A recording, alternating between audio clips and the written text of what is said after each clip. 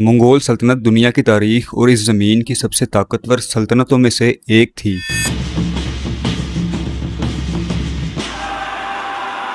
अब ये एक ऐसी सल्तनत थी जिसने बहुत ही कम वक्त में ईस्ट एशिया से लेकर यूरोप तक अपनी ताकत को फैलाया।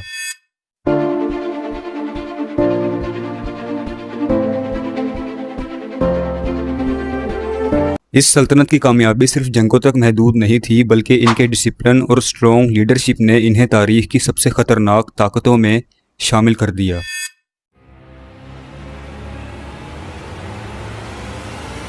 अब मंगोल सल्तनत के आने से पहले सेंट्रल एशिया के वसी मैदानों में मुख्तलिफ खाना बदोश कबाइल आबाद थे। ये कबाइल अपनी ज़िंदगी घोड़ों पर सफ़र करते हुए गुजारते थे और इनका गुजारा शिकार और जानवरों से होता था। अब सख्त मौसम और मुश्किल हालात ने इन लोगों को बहुत मजबूत और जंगी तौर पर माहिर बना दिया था।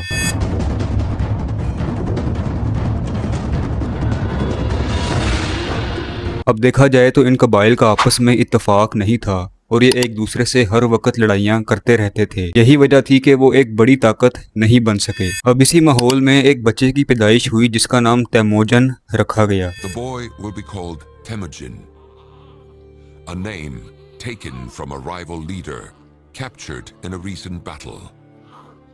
जो कि आगे चलकर चंगेज खान के नाम से मशहूर हुआ। Unveiling how a nomadic boy born on the Mongolian steppes becomes one of the greatest rulers the world has ever known. Genghis Khan की जिंदगी शुरू से ही मुश्किलात से भरी हुई थी, क्योंकि इसके वालिद को दुश्मनों ने कत्ल कर दिया था और इसका खानदान गुर्बत और खतरात का शिकार हो गया।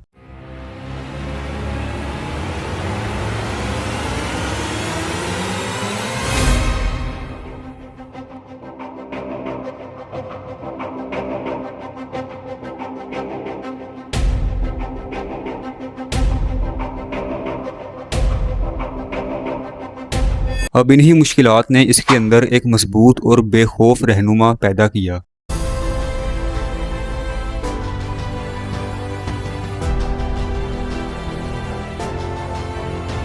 तैमूजन ने अपनी जवानी में मुख्तलिफ कबाइल के साथ ताल्लुकात कायम किए और आहिस्ता आहिस्ता अपनी ताकत बढ़ाई। इसने न सिर्फ दुश्मनों को हराया बल्कि कई कबाइल को अपने साथ मिलाकर एक बड़ी ताकत बनाई, जिसे बाद में मंगोल कबाइल कहा गया।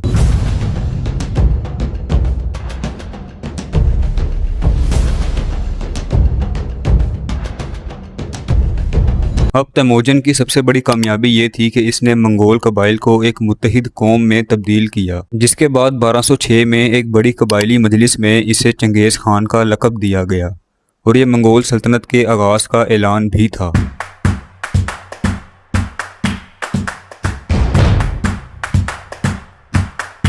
अब चंगेज़ खान ने सबसे पहले अपनी फ़ौज को मुकम्मल तौर पर मुनज़्ज़म किया। फिर उसने एक ऐसा निज़ाम बनाया जिसमें फ़ौज को छोटे और बड़े यूनिट्स में तकसीम किया गया ताकि कंट्रोल आसान हो सके।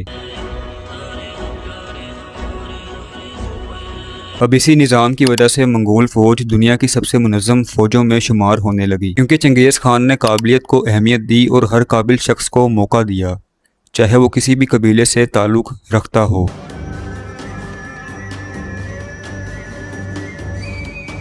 अब देखा जाए तो मंगोल फ़ौज की सबसे बड़ी ताकत इनकी घुड़सवार फ़ौज थी। ये घुड़सवार फ़ौज इंतहाई तेज़ रफ्तारी के साथ लंबे फासले बहुत कम वक्त में तय कर लेती थी।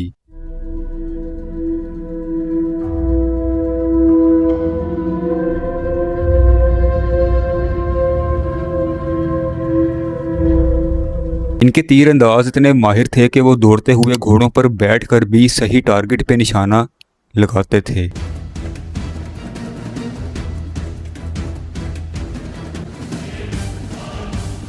अब मंगोलों की जंगी हिकमत अमली में धोखा देना, अचानक हमला करना और दुश्मन को घेरना शामिल था, जिसकी वजह से बड़ी बड़ी सल्तनतें भी इनके सामने कमज़ोर पड़ जाती थी।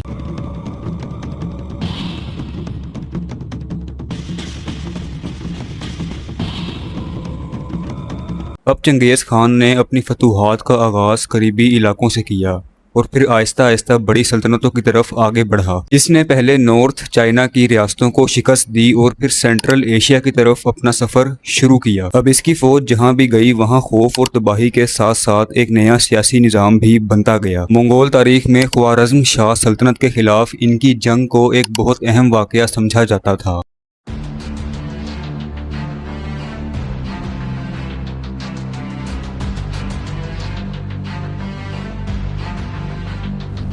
क्योंकि ये एक ताकतवर और बड़ी सल्तनत थी, लेकिन इस सल्तनत की एक पॉलिटिकल मिस्टेक ने मंगोलों को हमले का मौका दिया।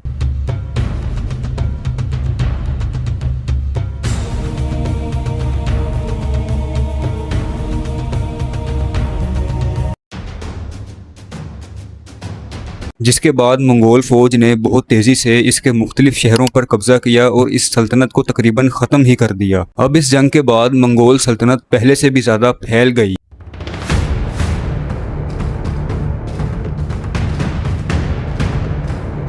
चंगेज़ खान की कई बेटियां थीं जिनकी शादी वो सियासी मकसद के लिए दूसरी रियासतों के हुक्मरानों से करवाता था। अब चंगेज़ खान यहाँ पर एक चाल चलता था कि वो जंग के दौरान मंगोल फौज की फ्रंट लाइन पर इन हुक्मरानों को खड़ा कर देता था, क्योंकि जो लोग भी जंग के दौरान पहली लाइन में खड़े होते हैं उनकी मौत सबसे पहले हो जाती है। इसीलिए इन हुक्मरानों की मौत हो जाया करती थी और इसकी बेटियां इन हुक्मरानों की सल्तनत को संभाल लेती थी। बास तारीख दानों का अंदाज़ा है कि चंगेज़ खान की फतूहात के दौरान होने वाली जंगों की वजह से तकरीबन 4 करोड़ लोग हलाक हुए।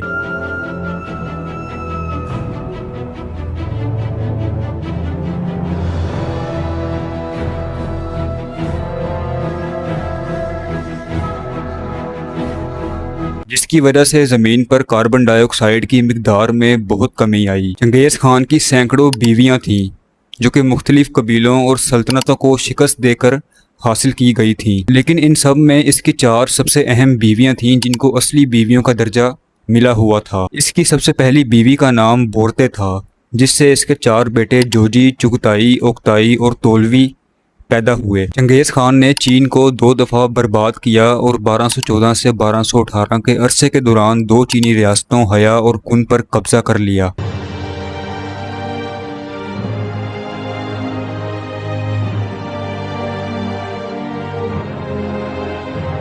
अब 1219 में इसके चंद सफ़ीर मुख्तलिफ ममालिक में भेजे गए और कत्ल हो गए। अब इस वाक़े के बाद वो दुनिया को फतह करने के इरादे से निकल खड़ा हुआ। इसी साल इसने नॉर्थ चाइना और अफ़गान सरहद के कई इलाके फतह किए।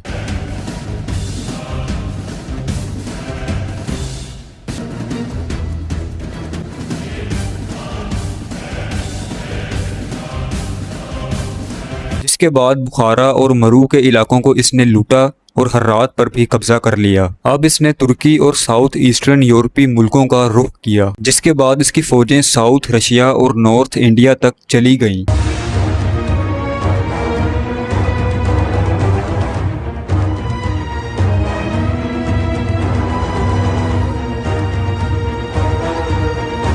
बारह सौ 27 में चीन पर तीसरे हमले के दौरान इसका इंतकाल हो गया, लेकिन इसकी बनाई हुई सल्तनत ख़त्म नहीं हुई। इसके बेटों और पोतों ने इसके मिशन को जारी रखा और सल्तनत को मज़ीद फैलाया। अब इसके बाद मंगोल सल्तनत तारीख की सबसे बड़ी ज़मीनी सल्तनत बन गई थी, जिसने एशिया, मिडल ईस्ट और यूरोप के बड़े हिस्सों को अपने कंट्रोल में लिया था। चंगेज़ खान के मरने के बाद इसका तीसरा बेटा ओगिडी हुक्मरान बना।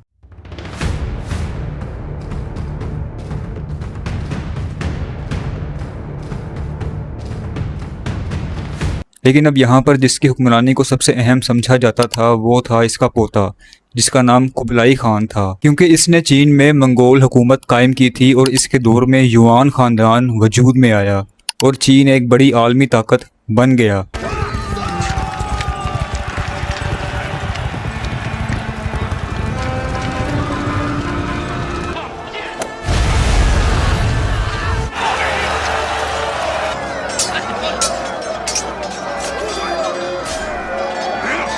मंगोल सल्तनत ने सिर्फ जंगों में ही नहीं बल्कि इंतज़ामी निज़ाम में भी अहम तब्दीलियाँ की। ख़ास तौर पर इन्होंने पैगाम पहुँचाने का तेज़ निज़ाम बनाया, तजारत को महफूज किया और मुख्तलिफ मज़ाहिब के लोगों को आज़ादी दी। लेकिन वक्त के साथ इतनी बड़ी सल्तनत को एक साथ कंट्रोल करना मुश्किल होता गया, क्योंकि चंगेज़ खान के बाद आने वाले हुक्मरानों में इख्तिलाफात पैदा होने लगे, जिसकी वजह से सल्तनत मुख्तलिफ हिस्सों में तकसीम हो गई।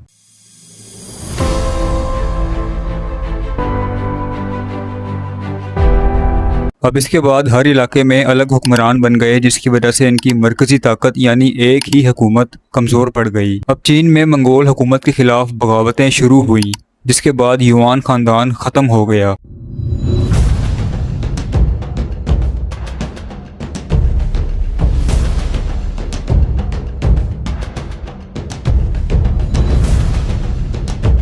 और साथ ही दूसरे इलाकों में भी मंगोल ताकत आहिस्ता आहिस्ता ख़त्म होने लगी। मंगोल सल्तनत ख़त्म तो हो गई, लेकिन इसका असर दुनिया की तारीख पर हमेशा से रहा है, क्योंकि इस सल्तनत ने मशरिक और मगरिब को जोड़ा, तिजारत को फ़रोग़ दिया और दुनिया के सियासी नक्शे को बदल दिया। मंगोल सल्तनत हमें यह बताती है कि मजबूत क़ियादत और हिकमत अमली किसी भी कौम को दुनिया की सबसे बड़ी ताकत बना सकती है।